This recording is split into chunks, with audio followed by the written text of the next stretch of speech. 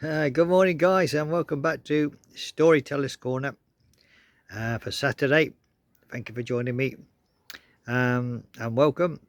And this, sadly to say, is the last in the saga of the adventures of young Davy Toff.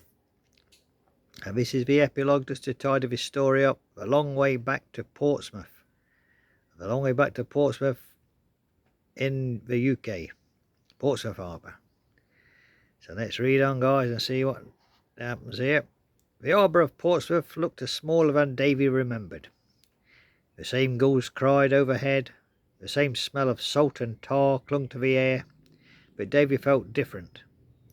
Taller inside, steadier, like a ship that had finally learned its own keel.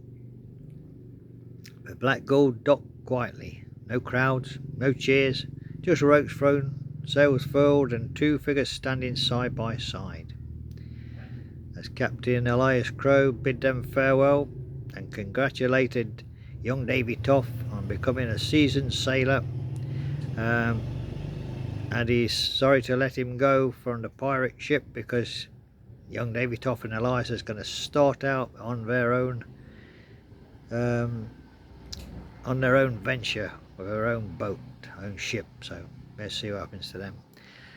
So the Black Gull docked quietly, no crowds, no cheers, just rope thrown, sails furled, and two figures standing side by side. Eliza squeezed his hand. "You're shaking." David laughed softly. "I've faced sea monsters and ancient gods. This is worse." They walked the familiar streets together until they reached the narrow building above the fishmonger's shop. The window still glowed with warm candlelight. Davy knocked. Footsteps. A pause. Then the door opened. His mother stared at him for a long moment as if her eyes didn't quite trust what they saw. "Davy?" she whispered. He smiled, not like a pirate, not like an hero, just like a son. "I'm home." She didn't speak again. She simply pulled him into her arms, holding him with the fierce, trembling strength of someone who had waited through too many quiet nights. After a while she noticed Eliza standing awkwardly behind him. "And who is this young lady?" she asked gently. Davy stepped aside. "This is Eliza. She saved my life more than once." Eliza blushed. He exaggerated slightly. Davy's mother studied her, then smiled, the kind of smile that sees more than words. "Well then," she said, stepping back, "you'd better both come in before the stew burns the pot. You must be hungry." Inside the room was small and warm and real. Bread on the table, a kettle singing softly. No magic, no destiny, just home. As they ate, Eliza listened to stories of Davy as a child, falling into barrels, racing gulls, swearing he's one day sail beyond the edge of the world. "You were right," Eliza teased him late. You did." Davy looked around the little room, his mother laughing, the sea quiet beyond the window, and I still came back. Eliza leaned her head on his shoulder, and for the first time in the whole adventure, Davy Toff felt something better than freedom.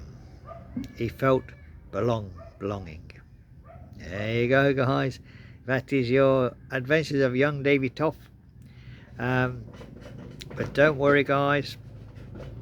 On Monday we're starting a brand new series.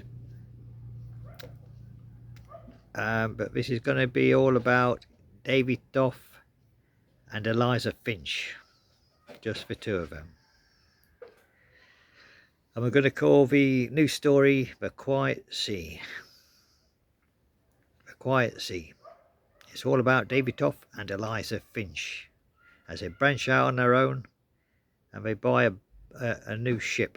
And it's called, Chapter 1 will be called The Ship with No Name.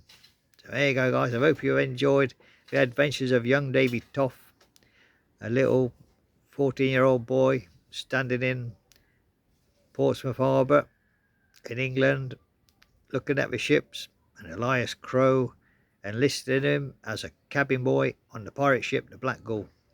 He's been at sea for many many years now. He's a seasoned sailor, got lots of experience, and he's met Eliza Finch, and they're getting very close together, these two. So let's wish them luck, guys, in their new story, The Quiet Sea.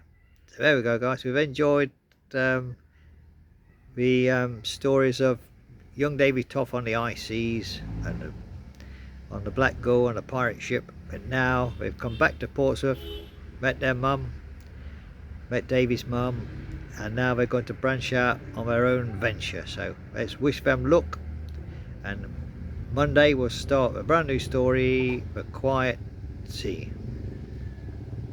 So tomorrow we've got two spiritual stories for you.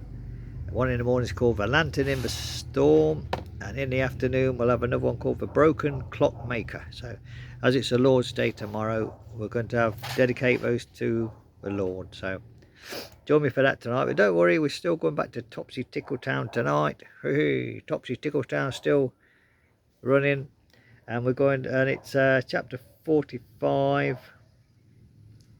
Chapter 45. Sorry guys, I'm looking at my book, my notes.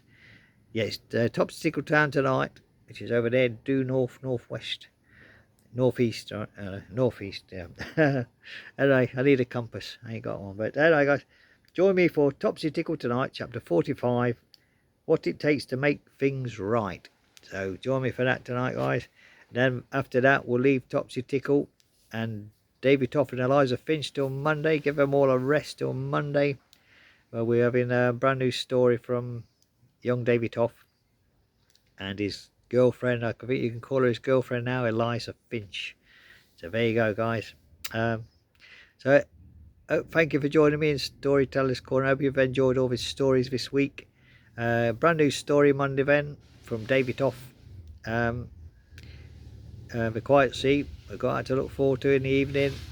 Sorry, in the morning, some Monday morning, because we're going back to Topsy Tickletown Monday evening. So there you go, guys. Until then, guys, have a very lovely day. It's a weekend, so we say yippoo.